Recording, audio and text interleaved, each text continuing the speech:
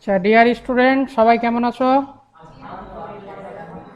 আমরা আজকে আলোচনা করব ইফ ফাংশন ব্যবহার করে কিভাবে প্রত্যেকটা সাবজেক্টে আলাদা আলাদাভাবে গ্রেড পয়েন্ট বের করা যায়। এর আগের দিন আমরা আলোচনা করেছিলাম কিভাবে প্রত্যেকটা সাবজেক্টে আলাদাভাবে গ্রেড লেটার বের করা যায়, আর আজকে আমরা আলোচনা করব কিভাবে গ্রেড পয়েন্ট বের করব প্রত্যেকটা সাবজেক্টের আলাদা আলাদা।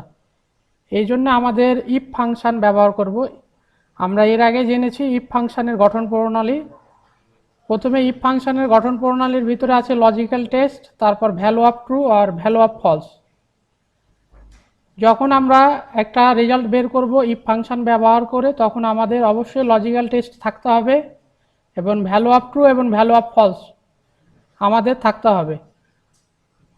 তো আমি আগে থেকে একটা এক্সেল শিটে আমাদের আগের প্রত্যেকটা সাবজেক্টের গ্রেড লেটার বের করে রাখছি। আমি আজকে বের করব গ্রেড পয়েন্ট প্রত্যেকটা সাবজেক্টে। এই জন্য আমাকে যেটা করতে হবে, যে সেলে ফলাফল দেখব সেই সেলে আগে কার্সারটাকে আমাকে রাখতে হবে। তারপরে আমাদের ইফ ফাংশনের গঠন প্রণালী অনুযায়ী আমাদের প্রত্যেকটা পয়েন্ট সাবজেক্টের পয়েন্ট বের করার জন্য আলাদা আলাদাভাবে আমাকে লিখতে হবে। আমাদের এক্সেলে যে কোনো ফলাফল বের করতে গেলে প্রথমে ইকুয়াল দিয়ে শুরু করতে হবে। ইকুয়াল ইফ ফার্স্ট ব্র্যাকেট, এরপরে আমাদের প্রথমে আছে বাংলার গ্রেড লেটার। এই জন্য আমাদের এই বাংলা গ্রেড লেটারটা আছে F2 সেল নাম্বারে। সেক্ষেত্রে আমরা প্রথমে F2 আমাদের সেল অ্যাড্রেস নাম্বার দিলাম। এরপরে আমরা সবাই জানি 80-র ওপরে পেলে A প্লাস, আর A প্লাস হলে পয়েন্ট হবে 5, A হলে 4, A মাইনাস হলে 3.5, B হলে 3, তারপরে C হলে 2 এবং D হলে 1, আর বাকিগুলো 0। এই জন্য আমাদের যেটা করতে হবে সেটা হলো প্রথমে লজিক্যাল টেস্ট। লজিক্যাল টেস্ট হিসাবে আমাদের প্রথম যে সাবজেক্টটা আছে বাংলা, তার সেল অ্যাড্রেস হলো F2। F2 আমাদের ইকুয়াল আমাদের যে ভ্যালু অফ ট্রু হিসাবে আমাদের যেহেতু ক্যারেক্টার এখানে A প্লাস ব্যবহার করব, সেই জন্য অবশ্যই আমাদের কমা কোটেশন দিয়ে আমাদের ক্যারেক্টারকে আমাদের কমা কোটেশনের ভিতরে নিতে হবে। তারপরে কমা কোটেশন ক্লোজ।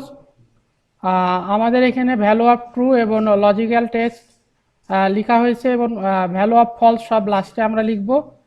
এরপরের শর্ত অনুযায়ী মানে লজিক্যাল টেস্টের উপর ভ্যালু অফ ট্রু লিখে দিতে হবে। ভ্যালু অফ ট্রু কত হবে আমাদের A প্লাস হলে 5। আচ্ছা, এরপরে আবার কমা, তারপরে আবার ইফ ফার্স্ট ব্র্যাকেট F2 প্রথম সেল অ্যাড্রেস ইকুয়াল আমাদের কমা কোটেশনের ভিতরে আমাদের ক্যারেক্টারটা লিখতে হবে A, কমা কোটেশন ক্লোজ, তারপরে আবার কমা।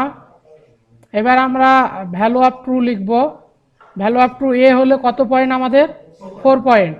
তাহলে 4 পয়েন্ট লিখলাম, তারপরে কমা, আবার ইফ ফার্স্ট ব্র্যাকেট এরপরে আবার F2 equal comma quotation close. যেহেতু ক্যারেক্টার সেজন্য আমরা প্রত্যেকটা ক্যারেক্টারের ক্ষেত্রে কমা কোটেশনের ভিতরে লিখব A minus, comma quotation close, comma A minus হলে আমাদের পয়েন্ট হবে 3.5, কমা, আবার if first bracket F2 equal comma quotation B, comma quotation close, comma, আমাদের B হলে আমাদের পয়েন্ট হবে 3, তারপর আবার comma, if first bracket F2 equal C, comma quotation C,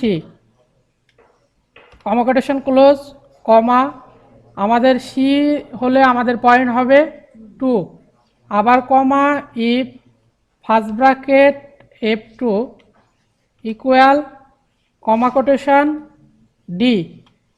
D হলে আমাদের ফলাফল হবে কমা 1, আর আবার কমা দিলাম, আর আদারওয়াইজ যেগুলো আসবে আমাদের তার জন্য আমাদের হলো 0।